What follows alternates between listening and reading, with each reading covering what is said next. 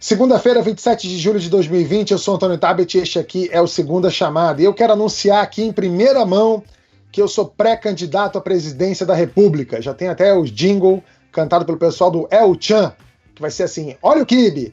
E peraí, que eu já vou explicar essa história para vocês. Hoje, com dois correligionários, a jornalista Vera Magalhães e o professor Marco Antônio Villa, e minhas coordenadoras de campanha, Marilis Pereira Jorge e Mara Luque. Luiz Henrique Mandetta, ex-ministro da Saúde, diz que vai concorrer comigo e com Bolsonaro em 2022. Será que ele aguenta o tranco ou vai pedir para sair, hein? A treta acirrada entre Estados Unidos e China e o papel do Brasil nessa briga. Se eleito, meu primeiro ato vai ser tirar o Brasil disso, eles que se entendam. E o novo normal do sexo na pandemia. Roda a vinheta e, se possível, meu material de campanha.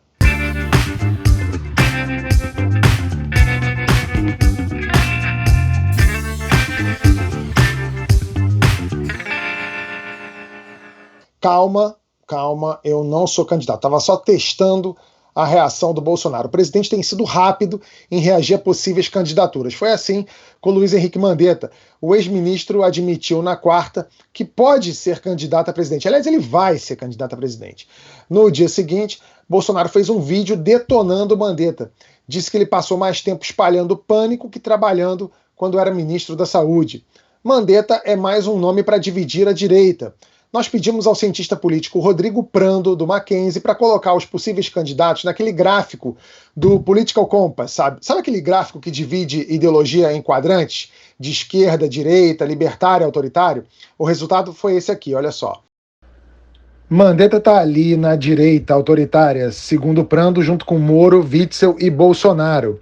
Na direita libertária, ele coloca Huck, Dória e Amoedo ali na pontinha, como mais... a direita e mais libertário de todos, apesar de eu não concordar muito com isso em relação a Moedo. Na esquerda autoritária, ele empilha Boulos, Dino, Haddad e Lula, que não pode ser candidato, pelo menos por enquanto. Ciro fica um pouco mais perto do centro e Prando coloca Marina Silva sozinha no quadrante da esquerda libertária. Vera, eu queria saber primeiro se você concorda com essa distribuição ideológica dos presidenciáveis e depois quero saber de todo mundo se vocês acreditam que até 2022 terá alguém da direita capaz de ganhar votos do Bolsonaro. Eu, como você, estranhei o posicionamento do Amoedo e eu acho que tem dois nomes aí que a gente não pode classificar a não ser no chute. O Luciano Huck, que nunca foi, não ocupou cargo nenhum, não é uma pessoa ligada ao mundo da política, ele pensa em fazer essa entrada na política, mas ainda é só um ensaio. O que ele falou, por enquanto, é muito pouco para saber direito o que ele pensa. E também o Mandetta, porque ele foi um deputado federal por muitos anos, ali por alguns anos, mas um deputado federal relativamente apagado. E a participação dele no governo é uma participação de pouco tempo. Em 4 anos de governo, ele terá ficado menos de 1 ano e meio no posto.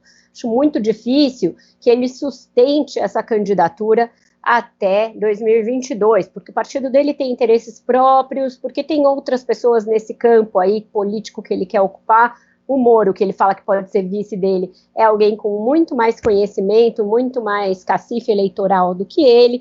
Então, acho que é uma candidatura que nasce muito cedo, na cabeça dele, não vejo nem uma orquestração política para dar sustentação a essa candidatura. O DEM não tem tido uma tradição de lançar candidatos, e o que ele terá para mostrar terá sido um pequeno pedaço de gestão de uma pandemia. Não acho que isso seja a plataforma eleitoral das mais saborosas para ninguém. Então, eu acho que esses dois são incógnitas do ponto de vista ideológico e de pensamento político. O resto, acho que está mais ou menos por aí mesmo. Professor, eu tenho visto, aliás, ontem mesmo, nas redes sociais, o Orlando Silva, o ex-ministro, criticando uma montagem que foi feita em algum site de esquerda, associando o Ciro Gomes ao Bolsonaro, falando que esse tipo de insulto, segundo ele, ao Ciro Gomes, não ajuda a esquerda a se mobilizar. A Vera citou aí o Luciano Huck e o Mandetta como dois nomes que certamente vão angariar alguns votos no campo da direita. Como é que a gente fica mais refém de uma possível reeleição do Bolsonaro que é o atual presidente, com esses dois campos tão pulverizados, ou com essa pulverização ali no horizonte? Bem, Bolsonaro não será candidato à reeleição porque ele não vai ser presidente em 2022. Pode registrar. É impossível que em outubro do ano que vem, de 2022, ele seja candidato à reeleição. É impossível. Nós estamos na maior crise econômica da história que ninguém viu. Hoje, o secretário de Política Econômica já disse que a taxa de desemprego está subavaliada, né? E que teremos em setembro uma grande explosão. Se você somar todas as questões do campo econômico, né, que são terríveis, não, a taxa de desemprego, a quebra das empresas, por aí vai, né? A questão das exportações, o presidente da Cargill brasileira disse que ninguém, diz ele, não eu, ninguém quer saber da soja brasileira, dele, que ele estava vendendo. Eu poderia desenhar um panorama econômico aí, que é terrível, que é o pior da história. Nenhum presidente conseguiria se reeleger frente a um país em ruínas, que é isso que vai estar a economia. Isso em dezembro desse ano. Quanto mais num processo eleitoral 2022. Então, há uma série de questões que são muito complicadas e que nós não podemos saber daqui a 2 anos. Por exemplo, a questão econômica que eu falei. Segundo, a questão do crime. É bom lembrar que o Bolsonaro faz parte de uma nova categoria de burguesia, o Marx não conhecia, que é a burguesia miliciana. É um conceito novo, construído no Rio de Janeiro, que o Marx, ao morrer em 1883, não poderia, lá em Londres, saber que no Rio de Janeiro se construiu esse conceito sociológico da burguesia miliciana, do qual o Bolsonaro é um dos grandes representantes. Então, a questão que se coloca da milícia é a questão do crime, que vai atingi-lo também. Uma hora o Queiroz vai falar, a Márcia vai falar, as investigações vão avançar. Por outro lado, tem as investigações do Supremo, que são complicadas, que podem atingi-lo através do Carlos Bolsonaro, no caso especificamente das fake news. Isso só para ficar na figura do Bolsonaro, né? Então, eu tenho absoluto, já disse isso uma vez, acho que 2 vezes, conversando com vocês, que ele não termina o governo, não vai terminar. Isso é impossível, é impossível. É mais fácil o Palmeiras ser campeão mundial do que o Bolsonaro terminar o governo. Pode registrar. E os outros candidaturas, essas colocações centro, direita, esquerda, na verdade, com todo o respeito ao que foi colocado, é uma enorme bobagem. Né? No sentido clássico de conservador, liberal, centrista, socialista, social-democrata, por exemplo, quem no PSDB é social-democrata? O partido chama Partido da Social-Democracia Brasileira. Qual dos teóricos sociais-democratas, são muitos, desde o final do século XIX, se pegar a social-democracia alemã, qual eles defendem? O Aécio Neves leu quem? O Kautsky? O João Dória prefere o Bernstein? E eles nem sabem, eles acham que é palavrão. Então, a grande questão que se coloca é que essas divisões ideológicas, elas são muito pobres no Brasil. É aquela geleia geral que o deputado baiano, há tantos anos atrás, disse do antigo PMDB, né? É uma geleia geral. Não, para mim não tem direita, não tem esquerda, porque o Bolsonaro não é direita, vale lembrar, né? O Bolsonaro, ele está fora do campo democrático. Ele é um elemento reacionário com características fascistas. Não é que ele é fascista no sentido do Mussolini, eu queria só concluir, porque ele nem conhece Mussolini, não conhece a concepção política, cultural. Se começar a falar em futurismo para ele, discutir arquitetura, a visão neoclássica de arte, se passar para o campo do corporativismo, o campo da política, ele não tem nem ideia. É que no Brasil, os reacionários são fascistas sem o saber. Professor, sempre que fazem essa pergunta de $1 milhão se o Bolsonaro termina o mandato ou não, eu sempre lembro do senhor e falo que o senhor é a única pessoa que tem essa resposta. Mas eu queria perguntar o seguinte, a gente sabe que existe um núcleo duro ali, que não está nem um pouco preocupado com resultados de governo, não está preocupado com o que vai acontecer com a economia, está preocupado só se o Bolsonaro vai continuar gritando mais alto contra, enfim, todos esses fantasmas aí que ele cria, o comunismo, a volta do PT e tal. Digamos que não aconteça nada juridicamente com ele chegue até outubro de 2021. Não pode ser 2022. não pode, nesse sentido, não pode haver uma chance, sim, dele se reeleger? Olha, Marilis, sinceramente nenhuma, porque a economia vai estar destruída. A destruição econômica é tão grande, se a gente, quando nós chegarmos em dezembro desse ano, nós vamos estar, acho que com uma renda per capita igual, acho que é o quê? De 2013, 12, 2011. A situação, eu não entendo. Você veja, quando os 3 bancos assinam aquele documento, os 3 bancos privados maiores brasileiros, Bradesco, Itaú e Santander, é um sinal de que o grande capital não quer mais saber desse governo. E o grande capital já falou assim, chega. E a história que o Paulo Guedes era o posto do Ipiranga, o Paulo Guedes é um falastrão, não escreveu um livro na vida. Eu sempre disse isso, é um enganador, não sabe nada de macroeconomia, não conhece nada. E a equipe dele está indo embora, vai um, vai outro, e daqui a pouco o posto do Ipiranga, que vende gasolina adulterada, que é ele, o Paulo Guedes, o que vai acontecer é que esse país, então se ele não tiver, juridicamente, se tiver condições de chegar ao processo eleitoral, a economia vai destruí-lo. E ninguém vai aceitar uma economia destruída. Aí vai ter uma saída. Se não querem fazer o impeachment agora, tem o Tribunal Superior Eleitoral. Está na cara, parece a música do Caetano, você não vê que a caretice está no medo. Então, vamos imaginar o seguinte, o TSE vai anular a eleição no começo do ano, no primeiro semestre. E o que diz a Constituição? Se você anula, é eleição parlamentar no segundo biênio, né? A eleição parlamentar só votam deputados federais e senadores, e por analogia pressupõe que os candidatos só poderão ser deputados federais e senadores, né, no caso do segundo biênio. Seria uma saída mais tranquila e para levar o processo eleitoral de 2022. Em resumo, desculpe a extensão, mas eu acho que ele não tem condições, vai ter problemas jurídicos, problemas políticos e problemas econômicos. Nenhum presidente na história do Brasil conseguiu empurrar isso até um processo eleitoral. E o Brasil vai estar destruído. E um Estado pária, né, economia destruída e tensão social. Ele sai antes. Mara, o professor está aí cravando esse problema econômico que a gente tem.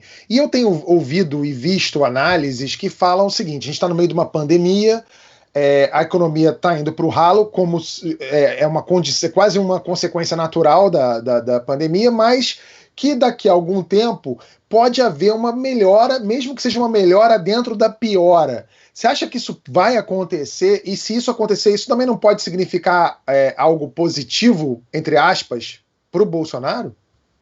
Olha, todas as conversas que eu tenho tido com economistas e estrategistas estão esperando um segundo semestre muito pior do que a gente viu até agora, porque por onde vem a puxada do crescimento? Pelo consumo das famílias. E cadê? Não tem dinheiro.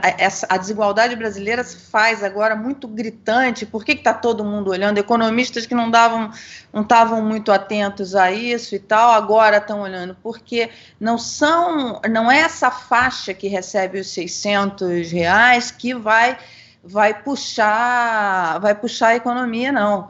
É a classe média que que está perdendo renda, que não comprou carro, não vai comprar, que qualquer dinheiro extra que está recebendo está guardando, porque está com medo da crise, o desemprego, o tamanho do desemprego é maior. Então, assim, eu vi uma pesquisa que mostra que 50%, no Nordeste, 50% das pequenas empresas que fecharam ali, do comércio que fechou para o lockdown, não vão abrir. Então, a situação econômica, eu concordo com o professor, ela é dramática, ela vai ficar ainda pior. A gente vai... E aí tem uma discussão, o ministro Paulo Guedes acha que volta em V, tem gente que acha que volta em L, aí vem aquela sopa de letrinhas, mas a verdade é que de onde vem o dinheiro, o investimento, vai ter que ter um investimento. E de onde vai vir esse investimento? Do governo? Não é. De onde vai vir o consumo das famílias para puxar esse crescimento, se o desemprego tende a ficar ainda maior? Então, a situação, de fato, econômica é dramática. Agora, eu tenho dúvidas, professor, se ele realmente não completa o mandato, se ele não se reelege. Porque essa entrada que ele está fazendo com o auxílio emergencial, nas camadas mais baixas da sociedade, isso está fazendo com que ele pegue. A gente falou aqui no programa algum tempo atrás que quando começassem a subir os números de mortos na pandemia, ele ia pagar um preço caro por isso e tal, na popularidade. E, na verdade, isso não se confirmou, porque, na verdade, a desigualdade brasileira é tão profunda e essas pessoas estão acostumadas a ver mortos diariamente nas suas vidas, né? Agora, o auxílio de R$600, eles não estavam acostumados. Então, existe um imbróglio econômico muito grande para resolver. Concordo com o professor que o ministro ele está completamente descolado da realidade. Não existe um gabinete ali de crise, enfim, que aponte alguns números. A gente deu uma entrevista aqui com o André Lara Rezende, com o Freixo, saiu a capa da Economist dessa semana mostrando o mundo inteiro discutindo a atuação do Estado. Gente, é a Economist, entendeu? Não é o Právida. Discutindo como é que os governos têm que injetar dinheiro, os governos europeus, Alemanha e França, emitindo títulos para injetar dinheiro na economia, e o ministro ainda naquele receituário dele liberal, né, dos anos 80. Vera, você quer falar alguma coisa? Você viu que eu sou aluna do CDF? Tá bom. Eu acho que essa questão do auxílio também ainda não está equacionada, Mara Tabet. Por quê? Porque ele acaba agora, o governo até fez um truque ali para diluir a sensação que dá esse auxílio nos mais pobres, que foi dividir os últimos pagamentos em 2 vezes, que aí o cara recebe no fim do mês e acha que ainda recebeu para o mês vindouro, mas a se discutir uma prorrogação desse auxílio, o ajuste, a questão do fiscal começa a ficar muito comprometida, não tem mais de onde tirar esse dinheiro. Talvez porque, como disse a Mara, o Paulo Guedes ainda insiste em ter algum discurso fiscalista, quando o mundo inteiro está discutindo uma política já de uma entrada mais forte do Estado para ajudar na alavancagem da volta da economia. Então tem uma espécie de corda esticada, os políticos querendo prorrogar o auxílio, o próprio Bolsonaro também, porque sentiu esse potencial de ganho político do auxílio, mas o ministro resistindo. Eu acho que ele, no final, vai acabar sendo passado, mas não sei de onde virá esse dinheiro. Também não acho que ele vai conseguir colocar de pé o tal do Renda Brasil tão rápido, porque a gente tem visto que esse ministério é de muito difícil execução dos seus projetos. Ele anuncia que vai lançar um projeto e leva meses, até ano, para lançar. Então, eu não vejo o desenho de um programa complexo que vai unir vários programas sociais, o Bolsa Família e outros, saindo nos próximos meses em meio a essa pandemia em que você tem que tirar da mão para a boca todos os dias. Então, é um potencial, sim, de uma nova base eleitoral para o Bolsonaro. Ele está de olho nisso, ele está entrando nisso, ele vai para o Nordeste nos próximos dias, ele está pondo fogo naquele programa lá do Ministério da Infraestrutura, o tal do Pro Brasil, para fazer uma espécie de PAC dele, mas não tem de onde tirar o dinheiro e a execução não vai ser tão simples assim. Semana passada, a Câmara aprovou a prorrogação do Fundeb, Fundo de Manutenção e Desenvolvimento da Educação Básica. Antes da votação, as redes bolsonaristas se manifestavam contra o fundo. Só deputados bolsonaristas votaram contra, 6 do PSL e 1 do PSC. Depois da aprovação, o Bolsonaro começou a falar bem do Fundeb, e como se a aprovação tivesse sido um mérito do governo. A gente já tinha visto esse filme com o auxílio emergencial, que o governo queria que fosse de R$200. Depois que o valor passou para R$600, Bolsonaro começou a posar como o pai da ideia e pai dos pobres. Vila, o que essas mudanças de discurso dizem sobre nosso presidente? Eu chamo ele de mandrião, né? Porque é uma pessoa preguiçosa, né? Ele podia ter aproveitado o isolamento para estudar, né? Você não viu uma vez ele sequer com uma folhinha, um relatório, mas só com a cloroquina. Bem, vamos lá. o que diz o... Nem a bula ele leu, né? Nem a bula. Nem a bula, não, a bula é muito complexa. Não. É off-label, ele é off-label. Ele nem o laboratório da Caixa, ele só leu o nome, olha lá. Então, nem o prazo de validade, mas vamos lá. Eu acho que a questão, o que mostra, por exemplo, o MEC, uma questão fundamental. O Fundeb é extremamente importante para a educação básica no Brasil. Cadê o MEC nessa discussão? Onde está o MEC? Não tem MEC. Né? É um negócio assim, se a gente falar isso para um estrangeiro, ou daqui 50 anos alguém olhar o Brasil, vai falar assim, pô, realmente estava um horror aquilo, né? Não tem a participação do MEC. E alguém vai dizer assim, mas o ministro está adoentado, mas da burocracia do MEC, né? O secretário executivo, participar da discussão, não tem nada. Eu acho que a questão do Fundeb mostra o desastre que é o governo. É um desastre no campo da educação, desde o 1º de janeiro do ano passado. É um desastre político, não tem coordenação política, não tem base política, por isso que eu insisto, a votação do Fundeb mostra o que é o Bolsonaro, né? O Bolsonaro, eu estava conversando com um amigo antes de conversar com vocês, estavam discutindo, comparando umas coisas com a Itália fascista, e tentando ter alguma resposta, que a nossa dificuldade é responder o que está acontecendo. Aí eu fiz uma pergunta lá, Carmen Miranda, o que é que o Bolsonaro tem? Né? E aí tentei responder, aí falam, ele não tem partido, certo? A Aliança pelo Brasil tem 3% de assinaturas necessárias, não tem partido, não tem organizações de massa, né? Não tem. Apoio popular de rua, zero. As pesquisas, se tiver debate político, ele desaba. Essa história que ele tem 1/3 é delírio. Se tiver debate político, ele vai lá para baixo, é que não tem. Quinto, aí falei assim, mas ele é um bom orador, não é? Sexto, ele fala mal, mas escreve bem, também não é o caso, né? Aí vai indo, aí vai descendo, não, ele tem uma obra, como é que ele... Não, ele é apoiado pelo grande capital, não é, ele é apoiado pelo Zé Carioca. O Zé Carioca representa o quê da burguesia brasileira? O Zé Carioca, que pegou 55 empréstimos no BNDES. Quem é o Zé Carioca para a burguesia? É nada. Né? Então, não representa o grande capital. Ele representa os sindicatos, então, com tendências corporativas, idem, também não. A grande questão é que ele paira no ar. Se tivesse qualquer movimento, e aí precisa esperar, a economia determina a política, né? Se tiver qualquer movimento desse de falar, olha, chega, cansou, basta, não dá mais, ele cai. Então, a votação do Fundeb é bem isso, ele tem um absoluto descompromisso, não sabe o que é o Fundeb. Se você perguntar para ele, ele vai te olhar feio, né? Antes da votação, ele ia te olhar feio, falar, eu não sou não, né?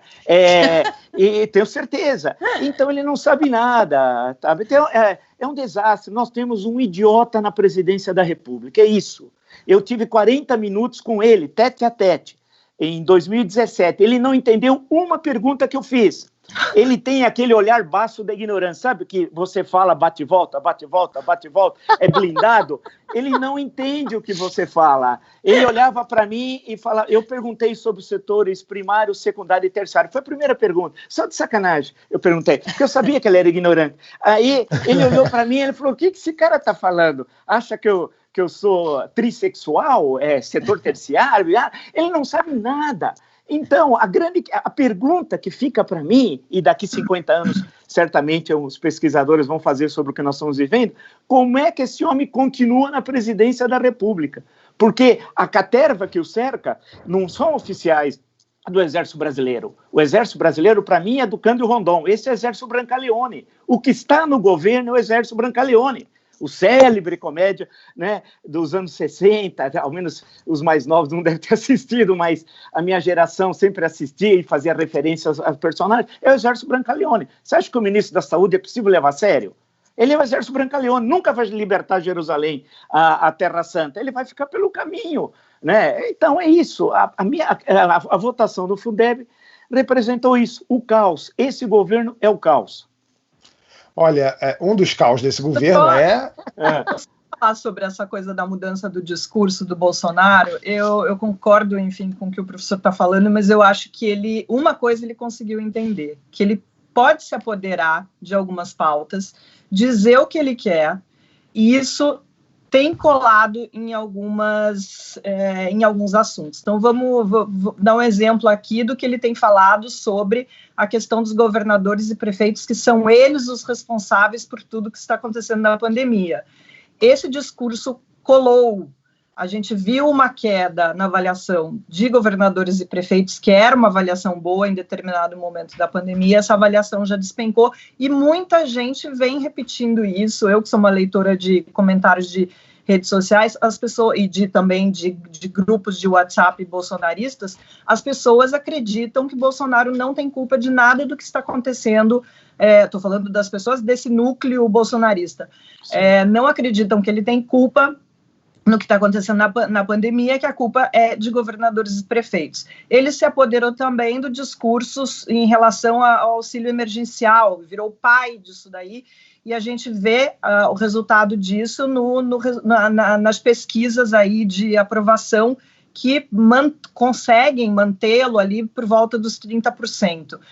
E a mesma coisa com o Fundeb. O Fundeb, no mesmo dia, se eu não estou enganado, no máximo no dia seguinte, ele foi lá para comemorar essa vitória como se fosse uma vitória dele e do seu governo. Então, assim, nesse sentido, ele não está sendo nem um pouco bobo, ele está sendo bastante esperto de entender o que ele precisa se apoderar, o que ele precisa tomar para si e levar, enfim, os louros das conquistas e vitórias.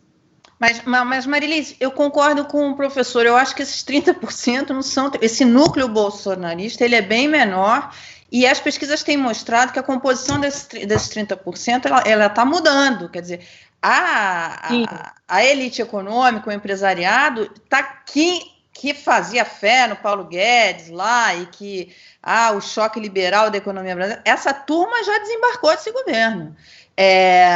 Mais ou menos o que aconteceu na redemocratização, quando você vê o empresariado saindo ali do governo militar, abandonando e apoiando o Tancredo, enfim. Eu não sei, mas eu acho que, não sou analista político, o professor e Vera podem colocar isso melhor para a gente, mas eu vejo, conversando com empresário, com banqueiro, com economista, eu vejo essa turma, assim, muito... desiludida inclusive com o ministro. Com o Bolsonaro, eles não tinham muitas ilusões, mas acreditavam ali que o Paulo Guedes ia fazer. Agora, falei com uma fonte que conversa muito com o Paulo Guedes, falou assim, olha, ele está cada vez mais parecido com o Bolsonaro, na forma que fala. Naquela reunião, ele ficou, parecia mesmo, ele estava ali, o jeito de falar, enfim, ele está cada vez mais parecido com o presidente. Eu não fico nem no lado da Marilis, nem do professor, estou num muro ali no meio do caminho, porque eu acho que ele teve um momento de muita instabilidade, que foi logo depois da divulgação dessa reunião, quando tudo ali estava muito ruim, o Queiroz foi preso, o vídeo da reunião veio à tona, vários inquéritos do Supremo andando ao mesmo tempo, e ele descontrolado naquela falação. Mas no momento subsequente, ele calou a boca, porque foi instado a fazer isso, orientado, e eu acho que o desenrolar da pandemia acabou caminhando mais ou menos para isso que a Mari falou, principalmente porque os governadores e prefeitos que vinham muito firmes em seguir a ciência, seguir os protocolos da OMS, etc., começaram eles também a refugar, a sentir ali no cangote a pressão econômica para reabrir a economia, mesmo sem nenhum indicador que mostrasse isso, reabriram, os números continuaram crescendo e a gente entrou mais ou menos numa onda contínua da pandemia. Não teve primeira onda, não teve segunda onda, é uma onda contínua que a gente não sabe até onde vai e que ajudou a que as responsabilidades de fato ficassem bastante diluídas aí.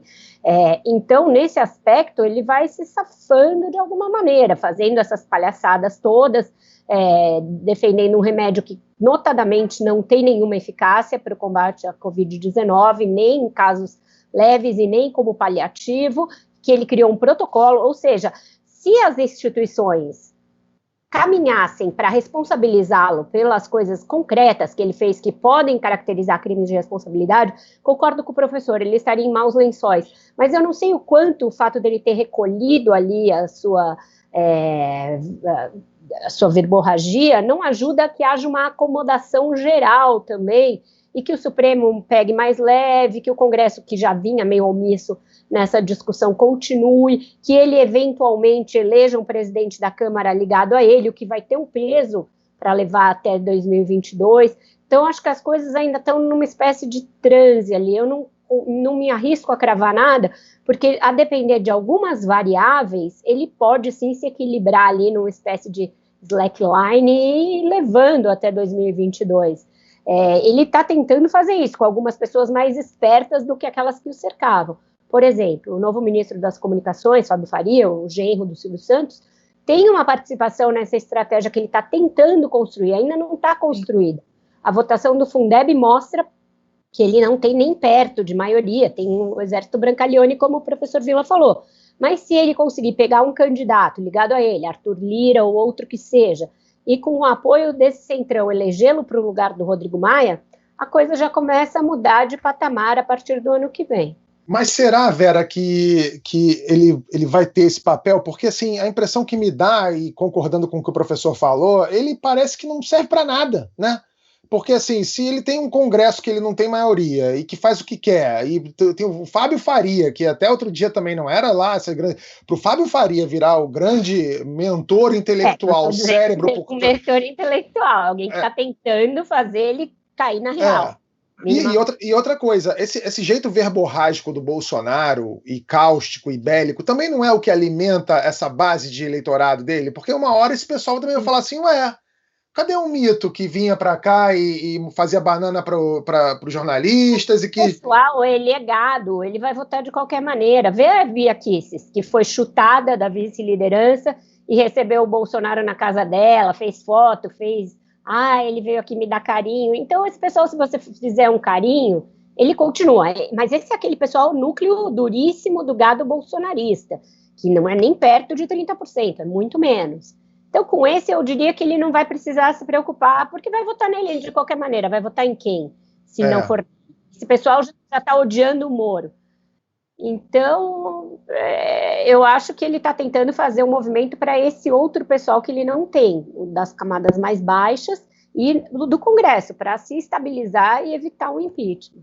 E olha só, Vera, que interessante. A gente falou também das pesquisas do Bolsonaro, né, desses 30% que votariam nele, porque saiu essa pesquisa agora, né, 2 anos antes da eleição.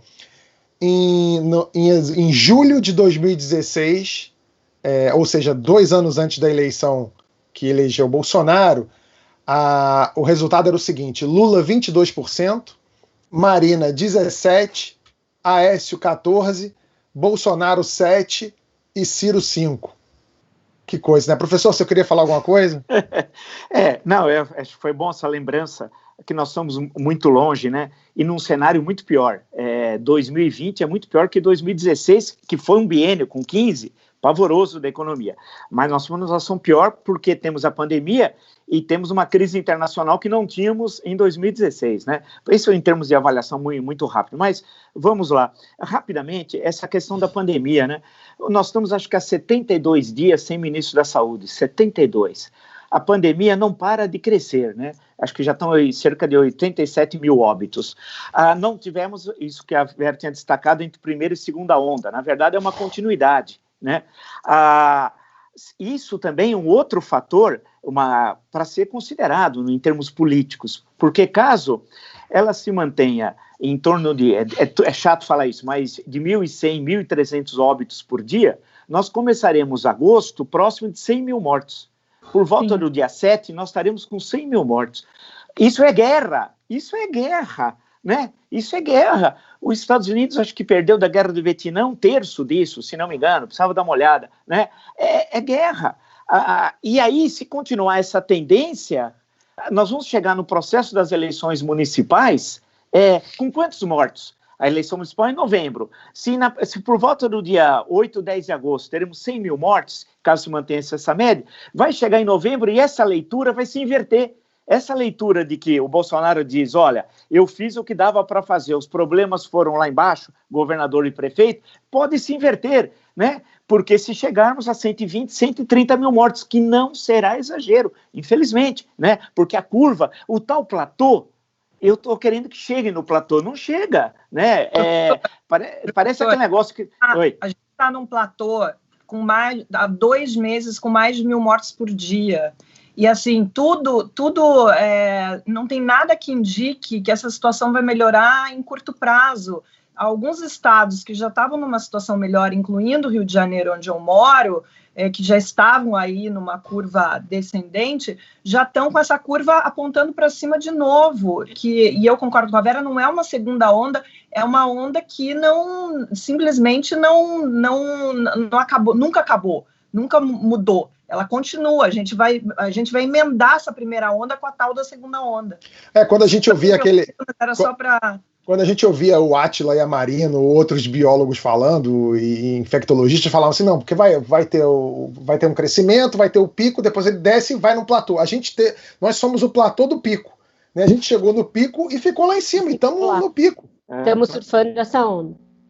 É isso. Mais um capítulo do controverso inquérito das fake news no STF. O ministro Alexandre de Moraes determinou a suspensão de 16 perfis de bolsonaristas no Twitter e no Facebook. Entre eles, o do velho da van, o Luciano Hang, o popular Zé Carioca.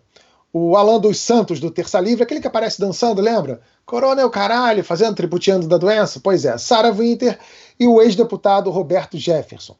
O Bolsonaro entrou via Advocacia Geral da União com uma ação pedindo o cancelamento da decisão. Apoiadores do presidente acusam o STF de censura. Já os opositores do presidente dizem que ele usa a AGU como um escritório de advocacia para defender aliados e somente aliados. Vera, quem é que está certo com isso? E quem é que está errado? Ou como diria Dilma, quem está certo está errado, quem está errado está certo, quem está certo pode estar errado, quem está errado pode estar certo, ter certo ou errado. Se ela dissesse isso, eu diria que dessa vez ela tem o risco de estar certa, porque tem muitos erros aí, né, o Tabet? Eu posso ser um ponto fora da curva aí, um discurso dissonante, mas desde o início eu sou crítica a esse inquérito do STF. Já escrevi várias colunas, já falei a respeito. Eu acho que é um instrumento que nasceu ali de um jeitinho do Supremo, de um puxadinho feito pelo Toffoli. Ele fez uma interpretação bastante livre do que diz o regimento interno do Supremo, e daí extrapolou para um inquérito que já fez muita coisa no seu bojo, e muita coisa diferente, muita coisa perigosa. Censurou a revista Cruzoé, fez busca e apreensão na casa de pessoas, e depois começou a servir para tentar conter o bolsonarismo e a turma bolsonarista na internet. Eu não tenho dúvida que tem crimes sendo cometidos por essas pessoas por meio das redes sociais e por uma orquestração que envolve financiamento, portanto, crime. Mas você precisa primeiro mapear todo esse caminho antes de ir no último dos remédios, que é tirar essas pessoas de circulação. Porque se você abre esse precedente, vale para todo mundo dali para frente que falar alguma coisa que o ministro do Supremo não goste. E na coleção de tweets que ele põe na decisão, naquela coleção, especialmente, é uma antologia ruim para a tese dele, porque ali naqueles que ele coletou, não tem crime de verdade, nenhum.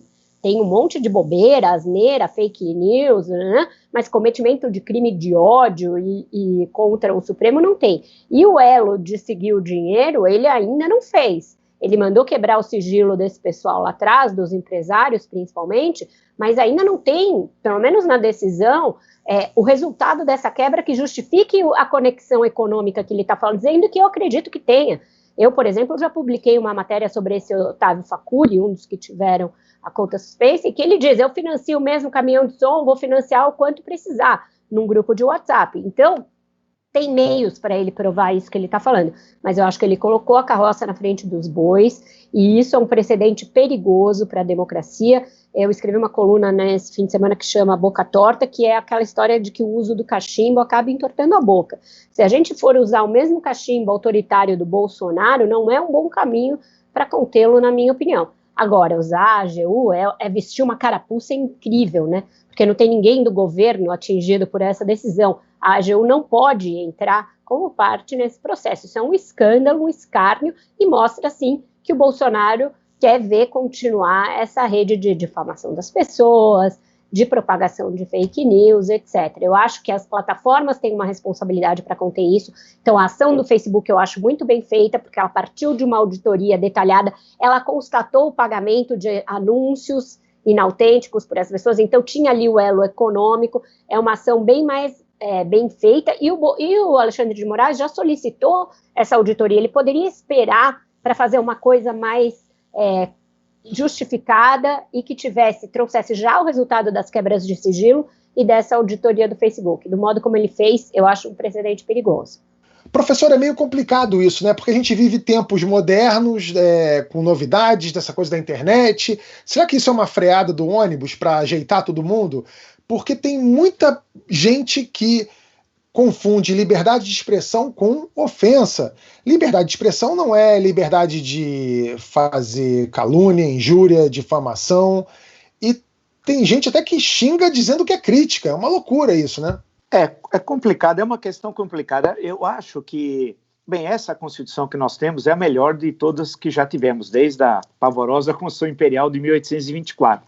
E esse Supremo, o papel que tem o Supremo, que é determinado pela Constituição, é o melhor Supremo, em termos institucionais, não estou falando individualmente, do que nós tivemos ao longo da história. Republicano, foi criado pela República, né, o Supremo.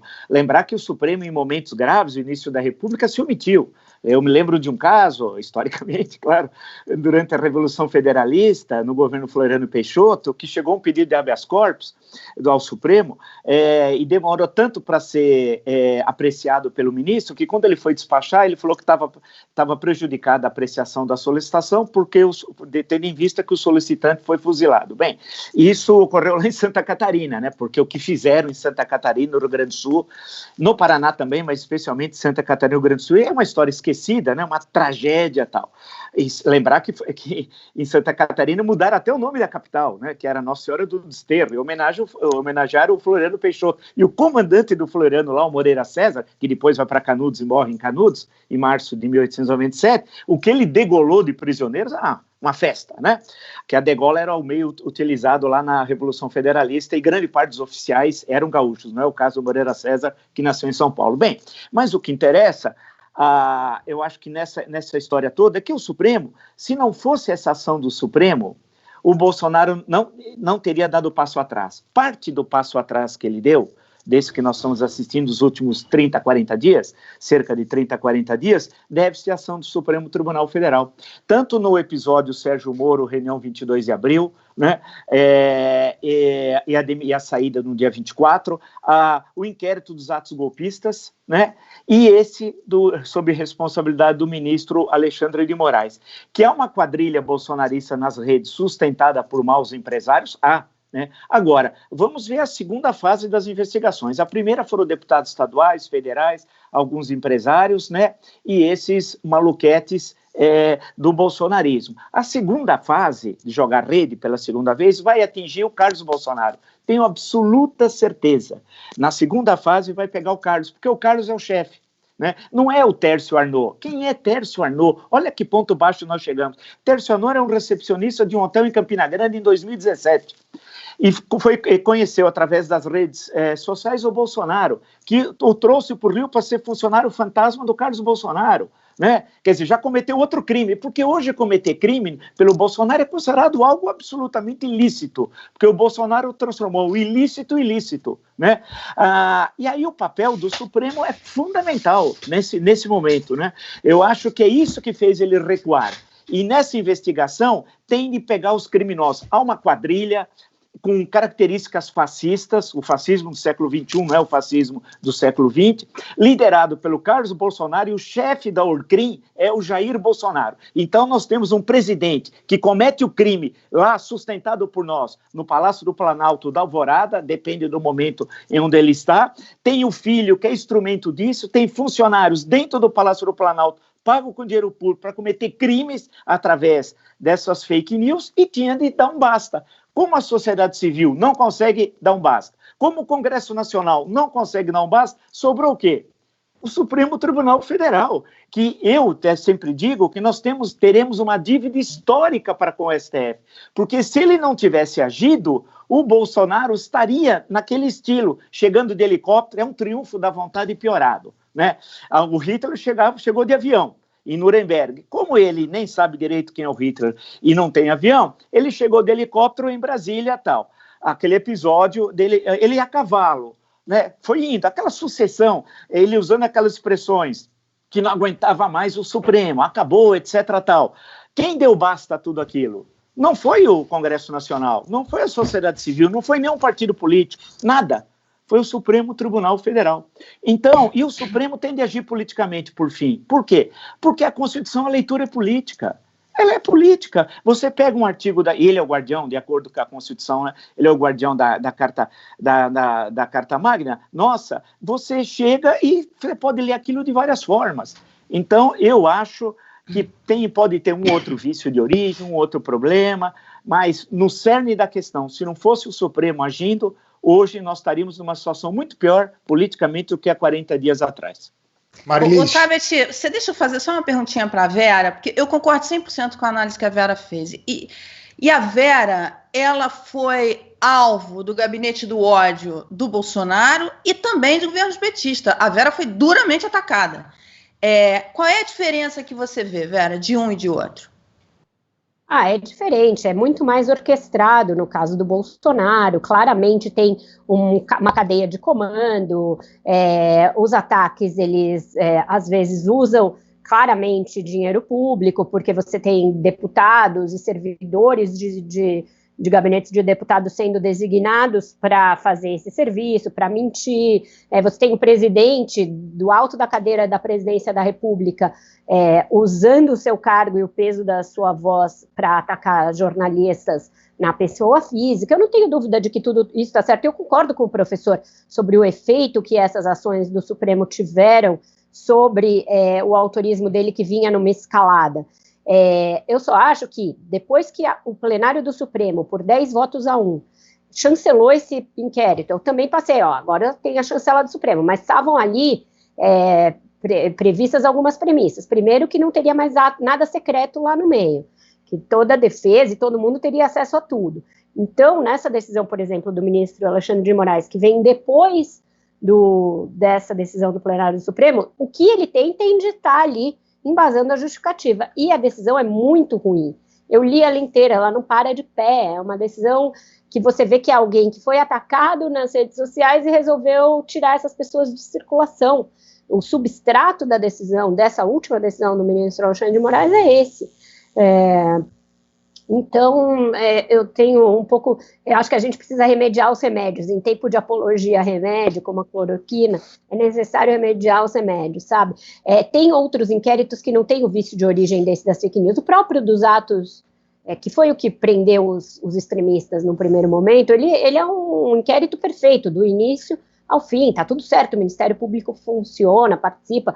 Então, vamos seguir com os inquéritos, vamos fazer as coisas direitinho, né? Eu acho que não pode virar um instrumento para os ministros do Supremo terem ali um super trunfo para tirar todo mundo que os incomoda de circulação.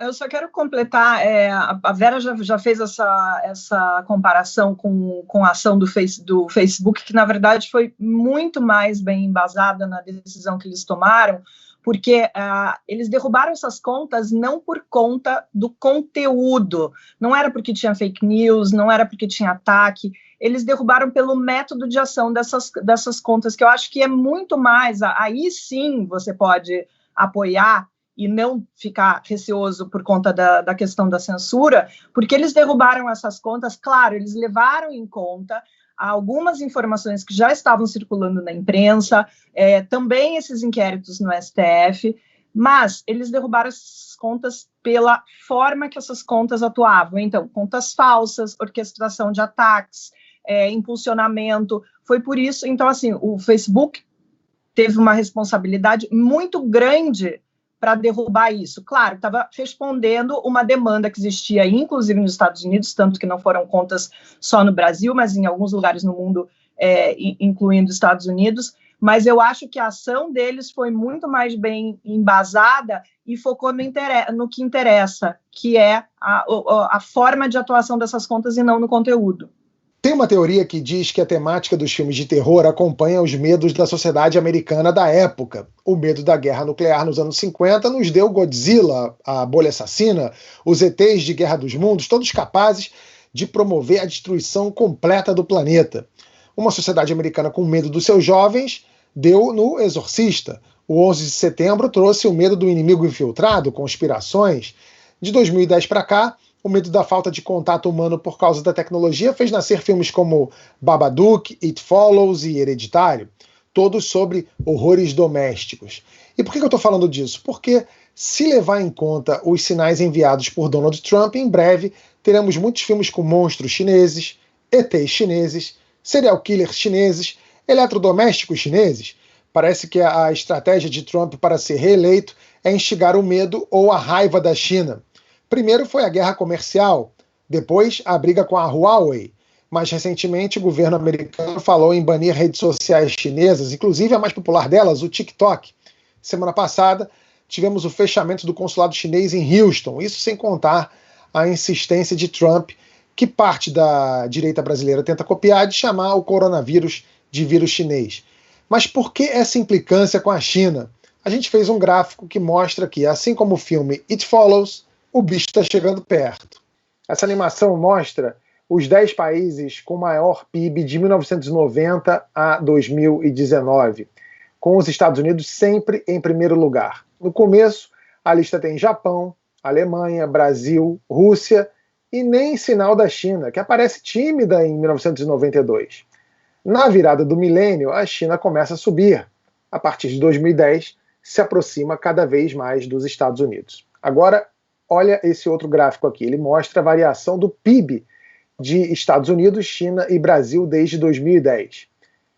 Para 2020, o FMI estima uma retração de 5,9% no PIB americano e de 5,3% no brasileiro. A China vai crescer 1,2%. Pouco para os padrões chineses, mas um resultado forte para um ano de pandemia. O FMI prevê recuperação em 2021, com os Estados Unidos tendo um crescimento de 4,7% e o Brasil de 2,9%. Mas e a China? Bom, a China, 9,2%. Vila e Mara. A gente sabe que a China não é boazinha, né? É uma ditadura altamente opressora, um regime fechado que não presta contas a ninguém e que não tem escrúpulos no jogo internacional. Os Estados Unidos têm razão em ter esse medo, essa implicância, entre aspas? Vai, Amara, primeiro. Essa questão da China é claramente uma nova reconfiguração geopolítica e isso assusta os Estados Unidos, independentemente do Trump ou não. É que o Trump é completamente desastrado na forma como ele lida com as coisas. Já vi alguns analistas internacionais, enfim, eu não sou uma analista internacional e não estudo a questão geopolítica, eu estou falando do que eu li e de entrevistas que eu tenho visto essa preocupação, que falam assim, olha, nós estamos numa Guerra Fria, China e Estados Unidos, e tem alguns analistas que acham, inclusive, que você tem um risco maior de ter um conflito Estados Unidos-China do que teve durante a Guerra Fria, os anos da Guerra Fria, entre Estados Unidos e União Soviética na época, por conta das suas localizações, enfim, políticas, geográficas, enfim, com a China você não teria a Europa no meio, enfim, aquela coisa, aquela população ali, aquela concentração.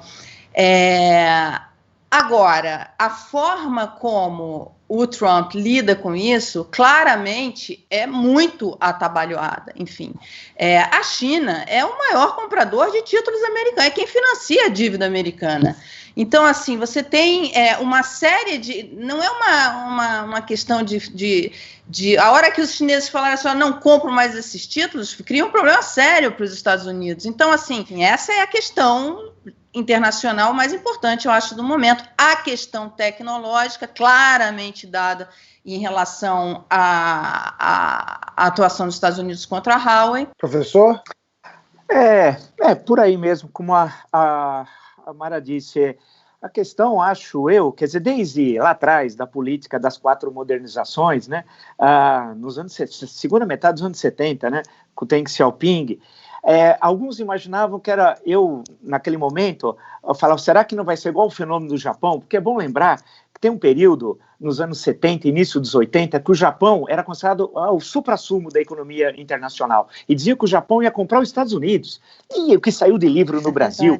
E o Japão era um país fantástico. E os operários eram tão bons que, ao fazer, eles faziam greve trabalhando. Só com uma coisa incrível. Eles tinham um símbolo aqui no braço, uma abraçadeira, e trabalhavam. Então o Japão era maravilhoso, o metro japonês, os carros japoneses iam comprar todas as indústrias americanas, tal, bem. Mas foi uma coisa de curtíssima duração. A China não. Primeiro porque ela é uma potência militar, né? A gente não fala. Uma potência, vai ser daqui, acho que uma década e pouco, o maior PIB do mundo, tem um território imenso e tem uma história que não se compara à história japonesa, né? A história chinesa, pô, é Deus do céu, né? Então, a coisa que me parece é que tem a ver, claro, e a Mara identificou a questão dos títulos de dívida pública, né? Ele chegou em certo momento, há uns 30 dias atrás, dizia que não ia pagar os títulos. Que isso? Isso é absurdo, né? Isso é coisa de louco, tal. É gênero que ele está fazendo por causa do processo eleitoral. E a tendência é que o Biden vence. Agora, essa contradição China e Estados Unidos, ela vai se manter, né? E para nós, eu fico pensando nós outros aqui, como é que nós vamos ficar nessa história toda? Hoje no Estadão, se não me engano, tem um dado que das exportações desse ano, 33,8% do Brasil, conjunto, foi para a China. 33,8%. Não para a curva ser ascendente, né? E quanto para os Estados Unidos, nós exportamos menos de um terço disso. Então, nesse ano. Então, a coisa que chama a atenção é que a economia internacional, o eixo econômico do capitalismo, ficou 5 séculos no Oceano Atlântico. Ele mudou para a região Ásia-Pacífico. Nas últimas 3 décadas, houve um deslocamento do eixo econômico. E nós estamos olhando para o Atlântico, só que o eixo econômico do mundo é a região Ásia-Pacífico. Então, nós estamos perdidinhos, né? E ainda tendo no Itamaraty o Beato Salu, pior ainda, né? Pior ainda. Então, o que eu fico desesperado aqui, né, é vendo isso, quer dizer, a China, e nós com a China, tem uma outra questão, com a União Soviética, a antiga União Soviética, vamos chamar mais de Rússia, nós tínhamos um ponto de contato, né, o Ocidente, que era a religião, a religião cristã, ortodoxa, mais cristã, e o pensamento político ocidental, né? O marxismo nasceu no Ocidente, não nasceu na Rússia e tal, né? Então havia uma vinculação. E uma parte da elite russa, desde São Petersburgo, lá atrás, sempre foi ocidentalizada, ou alemã ou francesa, né? Tendo como referência a Alemanha ou a França culturalmente. Então havia um diálogo com o Ocidente. Entre Estados Unidos e União Soviética, nós só dialogava. A China, não. Nós não temos nenhum contato cultural. A nossa história ocidental não tem nenhuma relação com a China. Nada, zero. No campo da cultura, nada. Da língua, nada.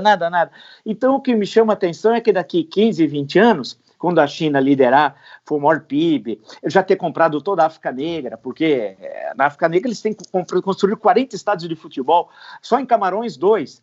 O projeto já está pronto, não importa o local, ele já vem, já traz os trabalhadores da China, é uma loucura. Como é que vai ser o nosso diálogo do Ocidente, do Brasil em particular, com a China, em termos culturais, né? E nós aqui nem sabemos, não conhecemos nem a história da China, né? E a China nem se importa com isso, ela podia traduzir os livros, uma história geral da China, alguma coisa, mas nem tem interesse. Então, acho que a questão que se coloca é, os Estados Unidos vai perder essa liderança, né? A tendência é essa. O Biden vai ser mais inteligente internacionalmente do que o Trump, que os Estados Unidos perdeu o espaço, basta ver no Oriente Médio, né, o espaço que os Estados Unidos perdeu, vai recuperar uma parte disso, mas a tendência econômica é o crescimento da China e como potência militar, e aí vai dar um pepino no Oriente terrível, né? Tem com a questão do Japão, tem a questão com Filipinas, as questões territoriais ali no Mar da China, e vai ter uma grande potência que tem interesse também na América do Sul, né? Poderá ter bases na América do Sul, a gente não sabe o que vai acontecer. Bem, em síntese, eu quero saber nós, né, como é que nós vamos ficar nisso, né, como é que nós vamos nos posicionar, e se economicamente a China é a nossa maior parceira já de alguns anos, de exportação e importação, estava vendo a questão de investimentos, né, isso é óbvio que eu estou dizendo, mas como é que nós vamos nos situar com a China? Falar mandarim não vamos falar, mas nós vamos ter nos reposicionar, vai ser difícil. O professor, o governo Lula surfou muito na onda do crescimento chinês, quer dizer, boa parte do sucesso que foi econômico no governo Lula, e foi o último momento que a gente lembra de ter crescimento econômico, foi durante o governo Lula, e boa parte porque ele soube surfar no crescimento chinês. Isso, e teve, o que chama atenção também, é verdade, e nós perdemos se aproveitássemos aquele momento, né, poderíamos ter dado um grande salto e perdemos aquela oportunidade histórica. A questão da China, quando fez aniversário ano passado, em 2019, o presidente chinês colocou uma túnica no Mao, tal, né? Acho que é o único momento, que eu nunca tinha visto ele com a túnica maoísta, tal, mas logo abandonou e esqueceu daquilo. Mas o que chama atenção também na China é o processo de ocidentalização das elites, né? As elites não querem saber do passado chinês. Se você vai à Europa, você vai na loja, você está na Piazza de Espanha, lá em Roma, tem a loja Chanel, tem fila, só tem chinês, uma fila enorme. Então, o que chama a atenção é o processo de ocidentalização. Eles querem ser ocidentais. As cidades chinesas modernas, o que tem da arquitetura tradicional chinesa? Zero. Os grandes edifícios têm referências históricas da China? Não. Né? É a radicalidade da arquitetura ocidental, né? Que são algumas coisas muito bonitas, tal. Então o desafio vai ser esse, quer dizer, uma China que quer se ocidentalizar, nós que não temos diálogo cultural com a China, não por preconceito, nada disso, mas foi uma questão histórica, né? E o papel do Brasil nisso tudo, como é que nós vamos se posicionar nesse mundo em que logo a China vai ser a maior potência econômica e militar. Não sei se a gente tem que ter muito medo da China, não, porque se eu fosse americano, chinês tem que ter medo do Brasil, porque cada vez eu me convenço que aqui é o país onde tudo pode acontecer. Começando por tiroteio em live de pagode. Roda o VT aí, Gui. Alô?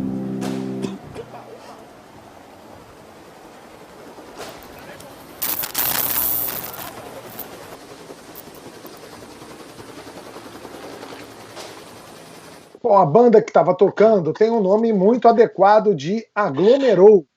A live era em Angra dos Reis. Os policiais que entraram na casa estavam fazendo uma operação na casa vizinha para tentar prender um miliciano. Imagina você estar lá tocando ao vivo e começa a ver um monte de policial armado entrando na casa, tiro. Ô Vera, não tem roteirista que consiga competir com essa realidade. Agora, o que mais me impressionou foi que a banda estava tocando e eles interromperam no compasso, né? Tum! Parecia que tinha combinado, né? Parecia ensaiado, é isso? Totalmente.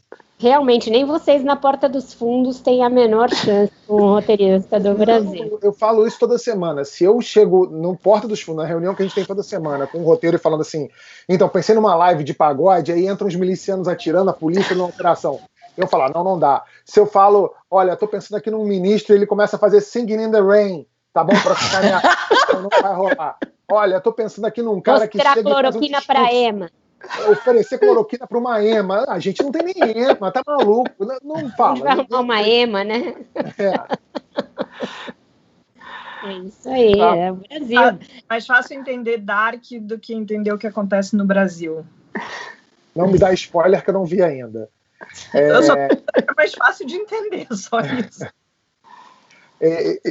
Agora vem cá, se live de pagode tá assim, vocês já pararam para pensar como é que vai ser o tal do novo normal no sexo? Uma recomendação do Centro de Controle de Doenças da Colômbia Britânica, no Canadá, dá um vislumbre do futuro do sexo para os solteiros. Além daquilo de sempre, né? Sexo virtual e masturbação, as autoridades resolveram ousar um pouquinho mais. O relatório Covid e Sexo dos canadenses recomenda evitar beijos e troca de saliva durante o ato, o uso de máscara e a adoção de posições que limitem o contato cara a cara e, se puder, o uso de barreiras, como paredes. Sim, paredes. Eles estão sugerindo transar através de um buraco na parede, aquele chamado glory hole. E, claro, usar camisinha. Ou seja, está instituído o sexo praticamente sem contato. Marlis, você que é a nossa sexóloga, você tem recomendações mais interessantes para os transões da quarentena, além de um fuio, que é, como diria meu pai, um buiaco na parede? Tabet, eu acho que isso não faz menor sentido. A gente tem, é só olhar, por exemplo, o comportamento de gente jovem aí que é desleixada com o uso de camisinha, e a gente viu o Brasil aí na triste liderança aí de casos de doenças sexualmente transmissíveis nos últimos anos, depois de ter sido modelo no combate à AIDS. O que vai acontecer, na verdade, a gente já sabe, jovem tem essa coisa de se achar um pouco imortal, a gente viu muita gente que nem fez isolamento durante essa quarentena. Aqui no Rio de Janeiro, ali, a mureta da Urca ficou cheia todos os dias. Você acha realmente que as pessoas que não estavam usando máscara, tomando cerveja, aglomeradas, vão se preocupar em ter qualquer tipo de cuidado na hora de transar? Não vão.